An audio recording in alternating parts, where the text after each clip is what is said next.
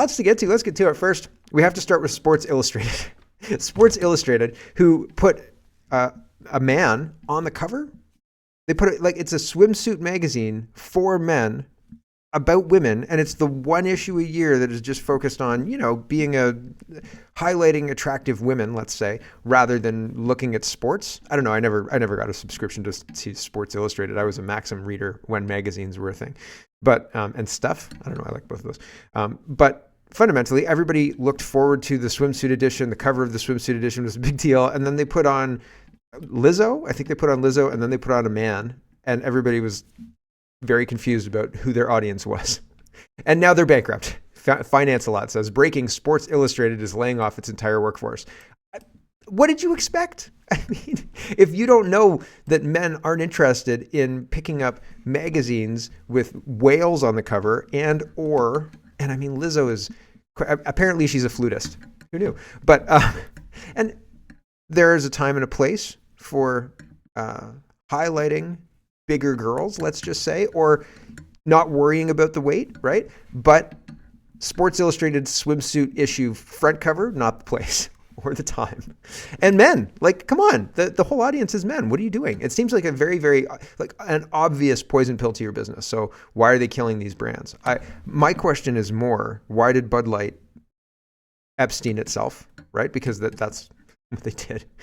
And why are all these other brands, like iconic American brands, just committing suicide, right? Because that's what they're doing, right? And then when the bankruptcy comes, people celebrate. But the death of the brand happened when they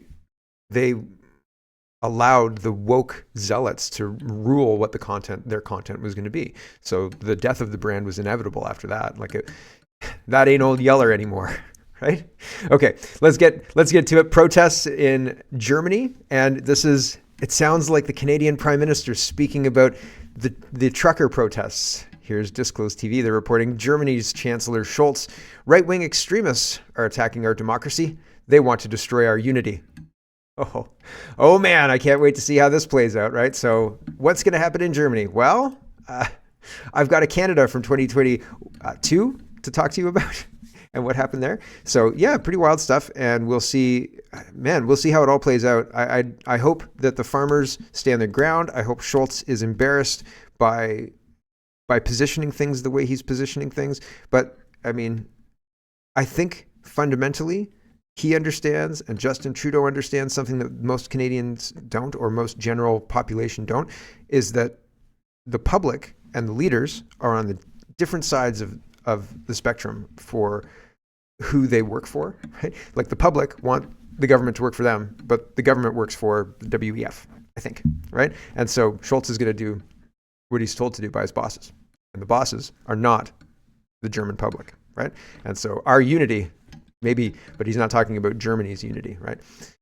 Moving on, let's talk about, this is more WEF stuff. Like there's a lot of WEF news in this set of tabs, but I wanted to start here because this is jaw-dropping. And Natasha Montreal is the one who shared this. She says, from our schools to the courts, every institution in Canada has been ideologically captured. I think that's absolutely true.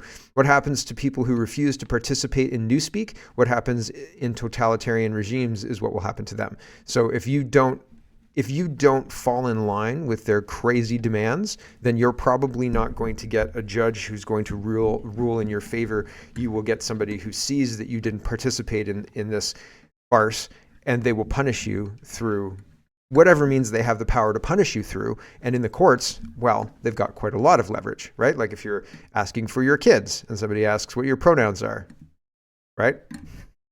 What are you going to do, right? Are you going to comply with the court? Or are you going to start an unnecessary argument about this tangential issue that has nothing really to do with your kids, right? And that's the shitty place they're trying to put people, and it sucks. Okay, here's what the federal court says. This is the honest, there's no check mark, but this is the account. Official Twitter account for the federal court in Canada. Terms of use, right? Okay, there you go. And it says, amendments to note in the latest, and this is published January 19th on Twitter, on X. Amendments to note in the latest consolidated general practice guidelines for people dealing with the court, quote, first bullet point, provide pronouns and pronunciation of names. Prerogative to make an indigenous land acknowledgement. So you get to do that. Wild. absolutely incredible. I thought there was more. I thought there were more responses to themselves. Like usually there's a French translation, but I thought there were actually more things, but I apologize that I don't have them on hand and I'm not going to go looking for them. But right there, just having providing pronouns as part of the usual run-of-the-mill business of the court seems way out of step with reality, right? And if you don't play their game, I fear retribution. And it's indicative of other dissenting behavior, right? Well, you're not going to answer that simple question. I'm standing right here, and my name is Mark, so no. Peter Sweden says, unbelievable. They just said at the WEF that biometric digital ID will be good because then they can track who's been vaccinated.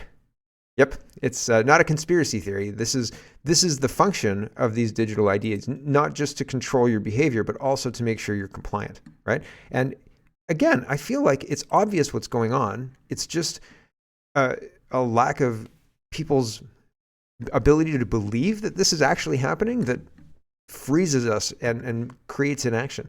Here is the WEF. Why? Because in order to open an account, you need to have an ID. Right.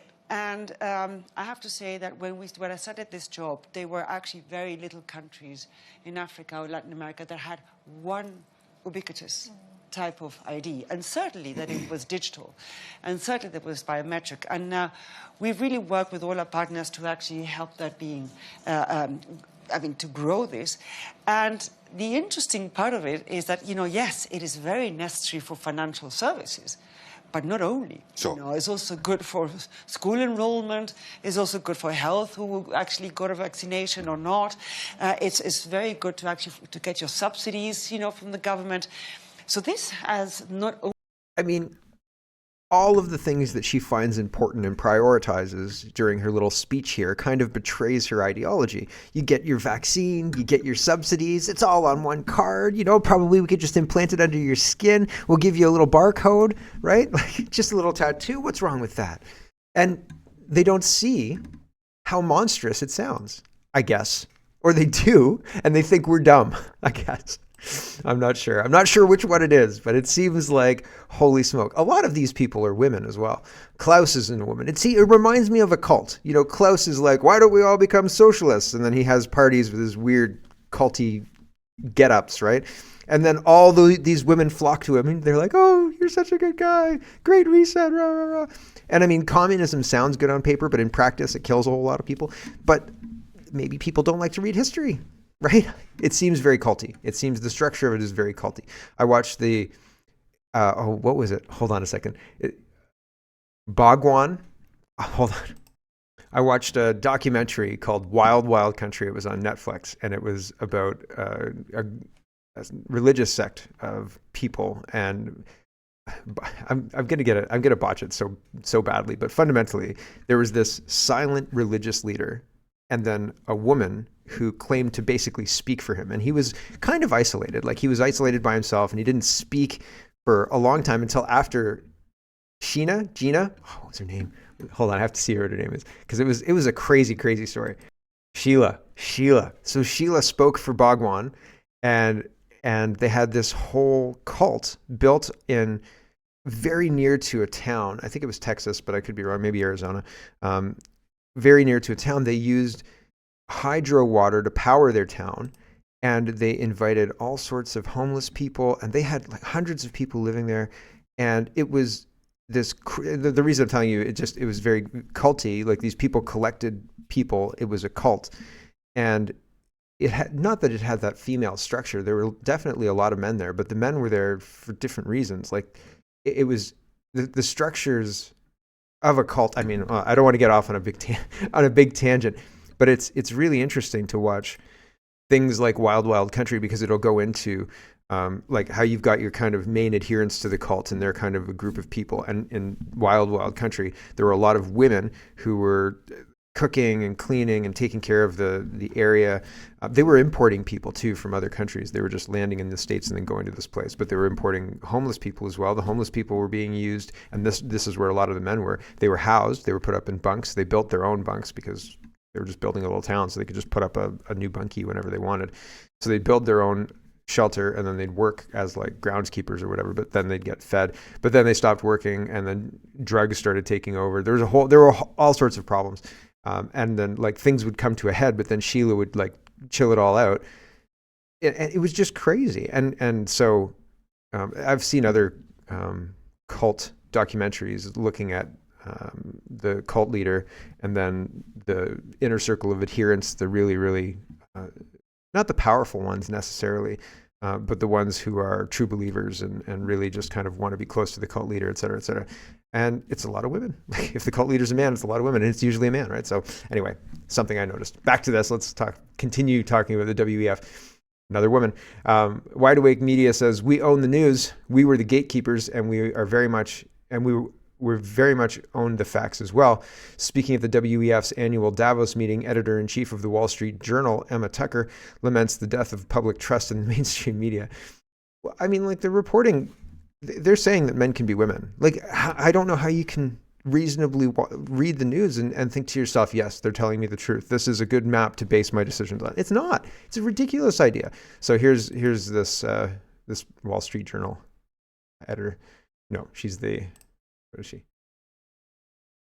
Editor-in-chief. So more than an editor, editor-in-chief, the head editor. Here we go. If you go back really not that long ago, as I say, we owned the news. We were the gatekeepers, and we very much owned the facts as well. If it said it in the Wall Street Journal, the New York Times, then that was a fact. Nowadays, people can go to all sorts of different sources for the news, and they're much more questioning about what we're saying. So it's no longer good enough for us just to say, this is what happened, or this is the news. We have to explain our working. So readers expect to understand how we source stories. They want to know how we go about getting stories. We have to sort of lift the bonnet, as it were, and in a way that newspapers aren't used to doing, and explain to people what we're doing. We need to be much more transparent about how we go about collecting the news. So again, the Wall Street Journal, the Washington Post, a lot of these places went crazy with Trump derangement syndrome, and they went crazy with economic news that was false or for Biden. It's almost like they were Canadian media paid off by the government, right? And so they've torched their own credibility. And now they're saying, well, people want to know how we source our stories. Well, yeah, they want to know how you source your stories because you've told them lie after lie after lie and used your credibility as a crutch. And it's offensive because anybody with half a brain would know or would be able to discern, because the internet is a lot bigger than just the New York Times or the Washington Post, that what they're saying is complete nonsense. And so they lose credibility. And then they go to the World Economic Forum. And I think, true believers don't have to be physically close to the cult leader. True believers can be acolytes out in the world. And if you have your buddy Klaus call up somebody else and you want to be an editor at a newspaper somewhere, and somebody says, if you promote these woke ideologies, you can run Sports Illustrated. If you promote these woke ideologies, you can run the New York Times, right? And these once institutional newspapers with a lot of credibility get run into the ground by incompetent idiots who are ideologically driven and put in place by powerful puppeteers. It seems like a good way to destroy a nation and their pride and their institutions without firing a shot. And it seems like we're watching it in real time, and it seems like nobody believes it. Who knows if it's happening though, right? Matt says, what has been the number one theme of the World Economic Forum this year? It's not climate change. It's not Ukraine. It's not conflict, right? Not conflict, and it's not self-preservation if you believe the climate change rhetoric. It is censorship of the internet. That's the most important thing. They don't want people like me saying, here's a really obvious thing that's happening.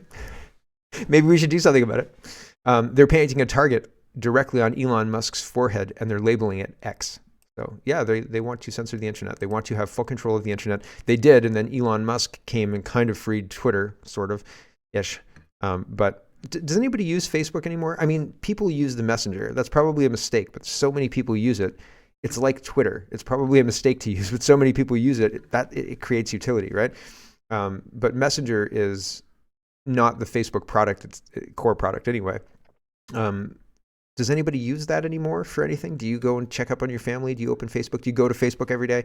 Let me know in the comments if you still use Facebook like you used to use Facebook, like you would go and check in on things and comment on things, and like Twitter, I guess.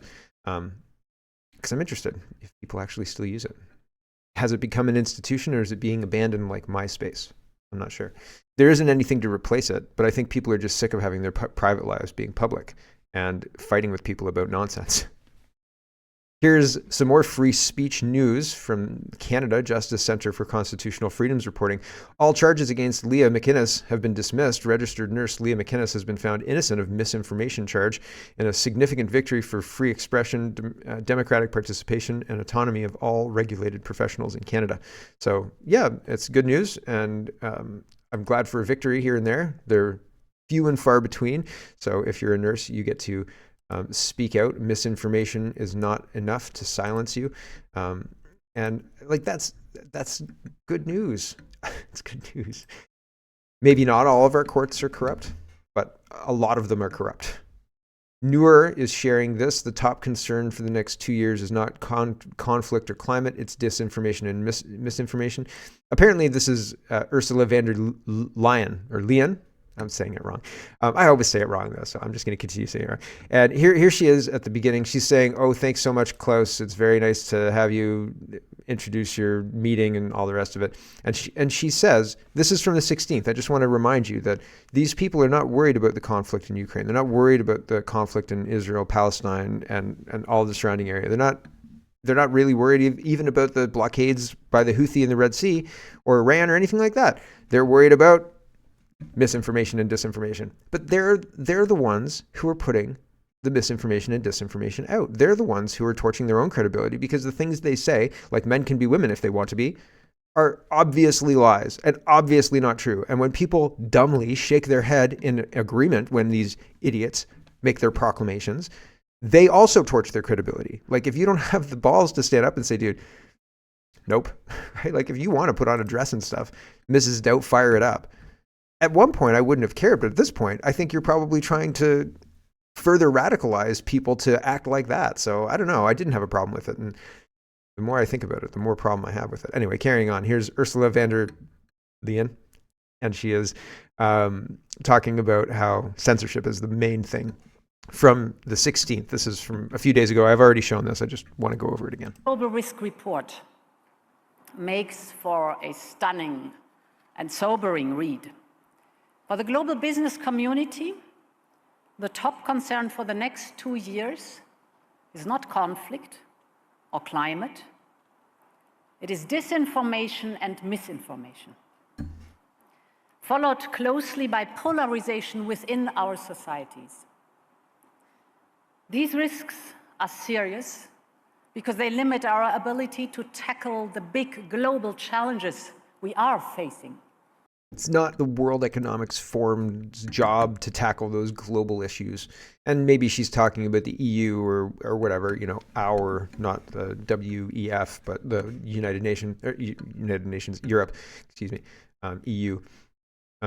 That's hamstringing them, but they operate through policy. Like, they're not mobilizing armies to force people to do anything.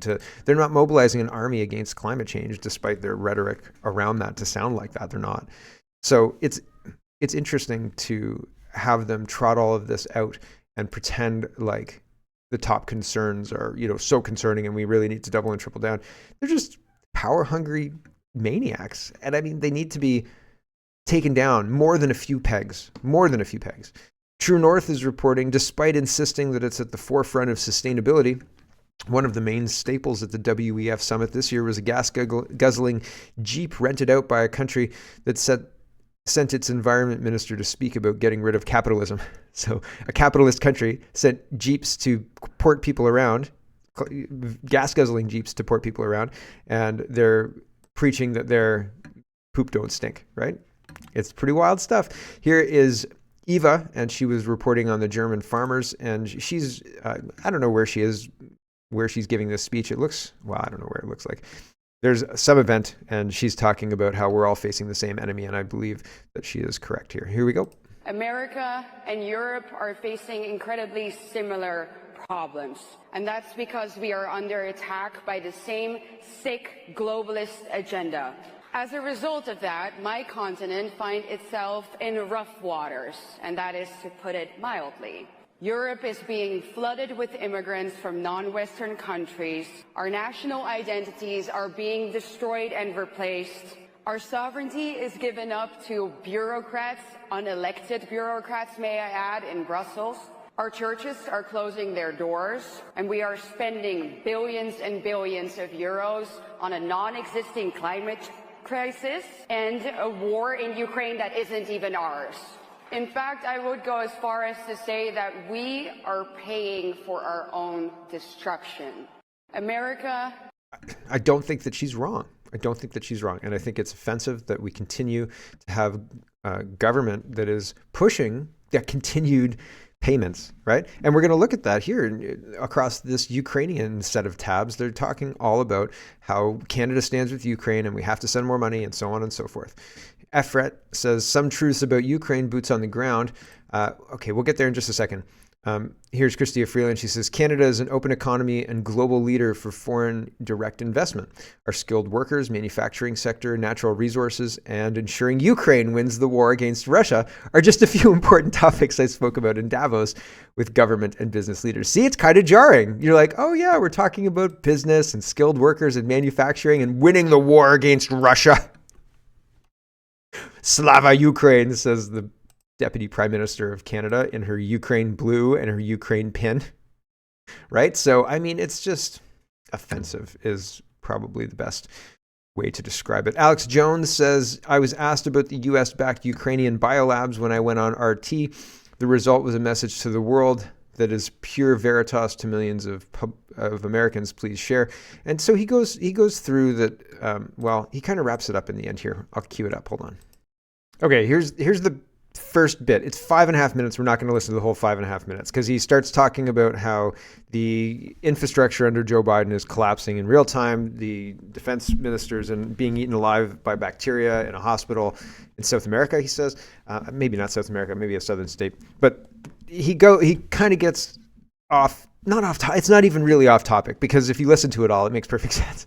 But we're only going to listen to a minute and a half, maybe. Here we go. Whether you're French or whether you're Mexican, these bioweapon labs set up and expanded under George W. Bush more than 15 years ago are the real threat.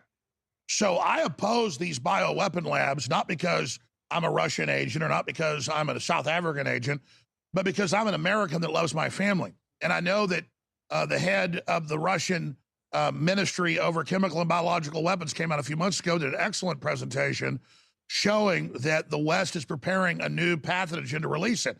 And that's just true.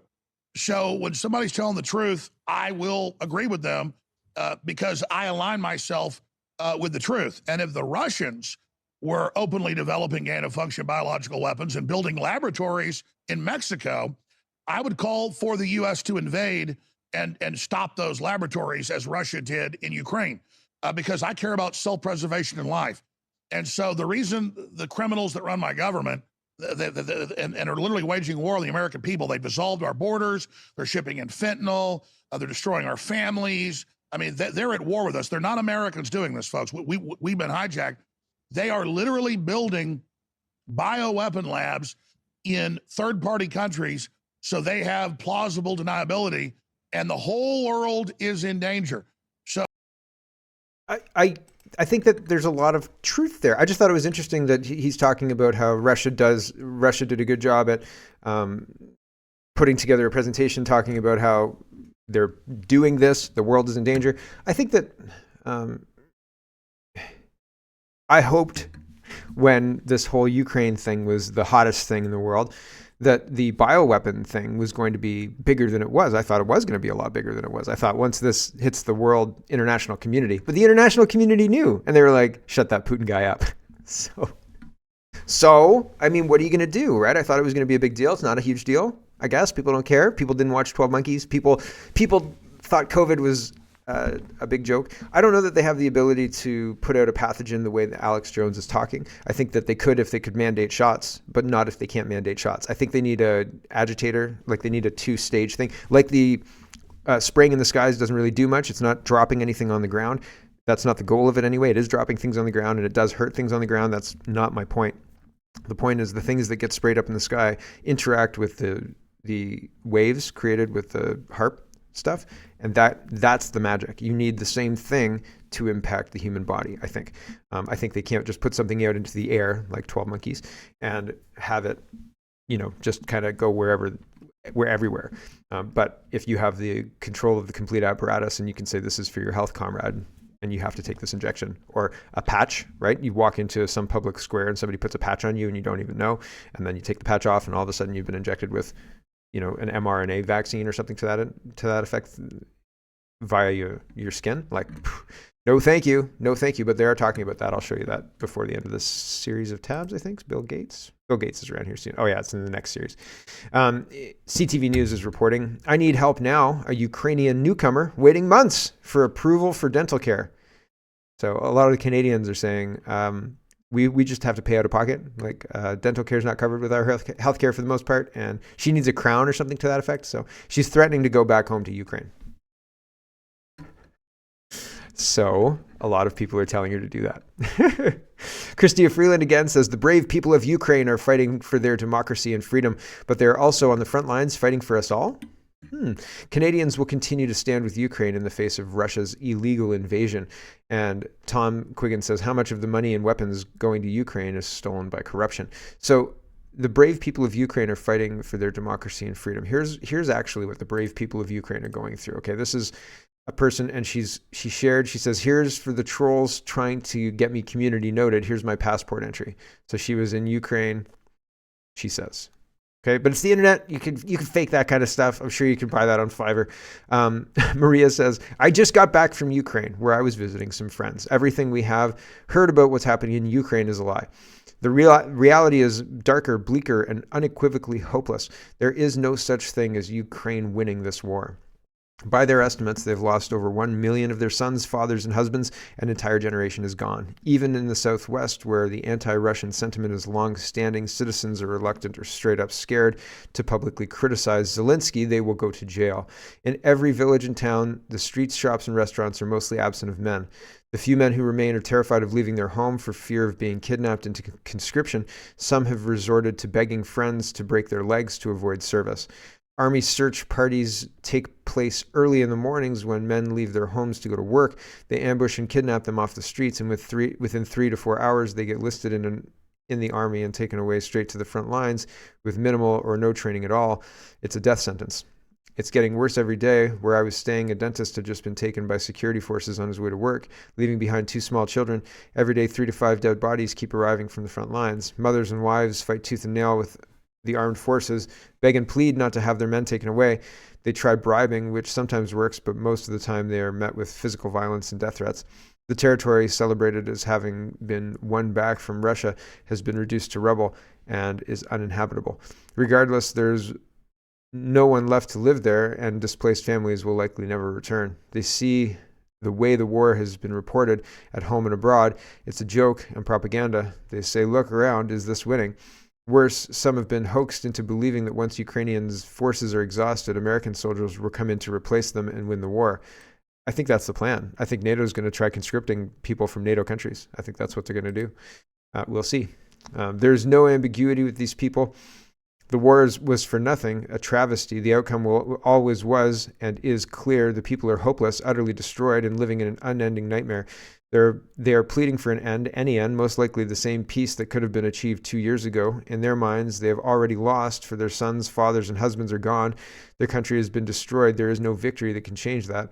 Make no mistake, they are angry with Putin, but they are also angry with Zelensky and the West. They've lost everything, worst of all, hope and faith, and cannot comprehend why Zelensky wishes to continue the current trajectory, the one of human devastation. I didn't witness the war, but what I saw was absolutely heartbreaking. Shame on these people, regardless of their intentions, who have supported this war, and shame on the media for continuing to lie about it. Yeah, yep.